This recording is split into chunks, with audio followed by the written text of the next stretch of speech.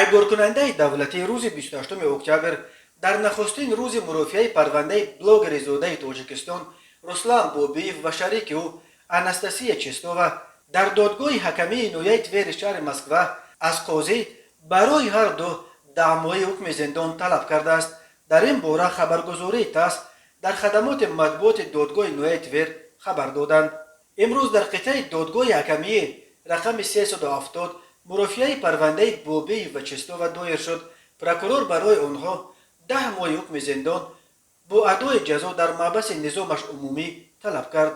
гуфтанд дар додгоҳ ҳукми Бобиев ва Честова рӯзи 29 октябр эълон карда мешавад. Руслан Бобиев ва Анастасия Честова барои нашри акси имитатсияи алоқаи ҷинсии даҳонӣ дар назди калисои Васили Блажени дар маркази пойтахти Русия ба тавқири эътиқоди диндорон айбдор мешаванд. бар асоси моддаи 148 кодекси ҷиноятии Русия ба Бобиев ва шарики ӯ барои тавқири диндорон ҷарима ё корҳои ислоҳӣ ва ҳатто то 1 сол ҳукми зиндон таҳдид мекунад.